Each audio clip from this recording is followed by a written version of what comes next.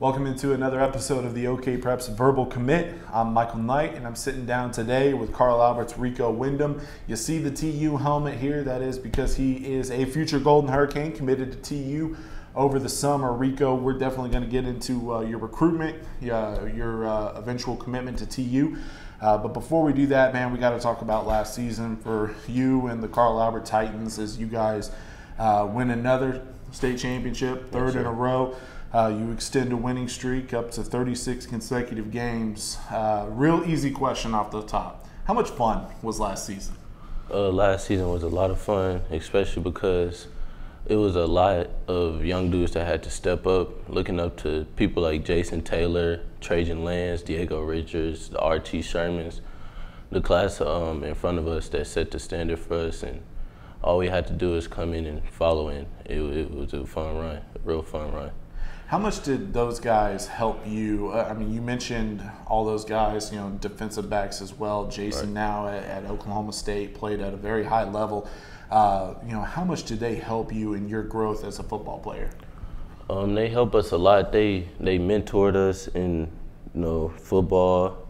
They helped us a lot. And when those guys are gone, all we can think about is the times that they helped us in and the times that when we were messing up on the field and how they tell us to pick it up, and condition and all that. So they really helped us a lot. I mentioned 3 straight state championships, 36 consecutive wins. Another perfect season, and that puts the number at 50 if you guys go undefeated again this year. We'll get into that a little bit later, but do you guys ever feel pressure? Carl Albert's one of those programs where it's expected to not only make the playoffs but contend for championships year in and year out. Do you guys ever feel pressure? No, I don't think it's pressure, but it's like when people talk about all of that, that 3-time state champions, the streak we got going, it's like kind of one in and out the other. Like we got to keep it going. Like, we don't ever put ourselves automatically at the top. We would rather earn that stuff. We'd rather earn it. Now, when you look at this off season for you in particular, obviously it was a busy one for you when it comes to your recruitment. At what point did it take off when you started getting noticed more by some big time programs?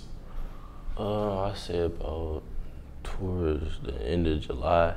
Well, I had noticed from teams like North Texas and Memphis because our running back Javion Hunt. Yeah, he's a big time player, and he brought a lot of those coaches in during spring ball, so they got to see all of us perform, and we showed out during spring, so that brought a lot of attention to us, and that kind of helped me with recruiting too. I'm not gonna lie.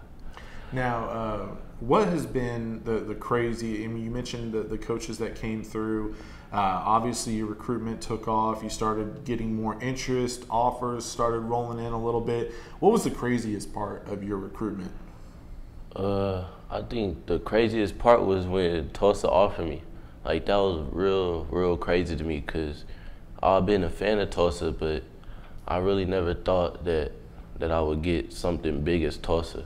And I already had a Division I offer going into the recruiting process. That was my first offer, Abilene, and I got so many D2s. I thought the time would never come to where something like Tulsa would come in front of me. So I think that was the biggest thing.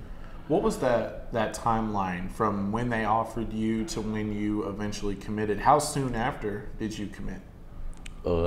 Right after they offered me, I committed, and the reason why I committed is because I really like Tulsa. I really like Tulsa, and I like the defense. The coach explained to me, and what they recruited me as. They recruited me as a nickel safety.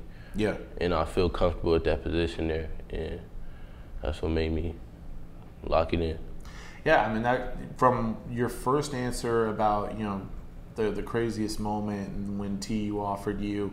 And you mentioned committing right on the spot. Was there any part of you where you're like, man, should I take some time and should I talk with some people? Should I wait it out? Was it just immediate? Were they like, hey, We're extending you an offer. And did you just immediately say, I'm there? Well, right after he offered me, I went back, grabbed my bags. It was at a camp. Yeah.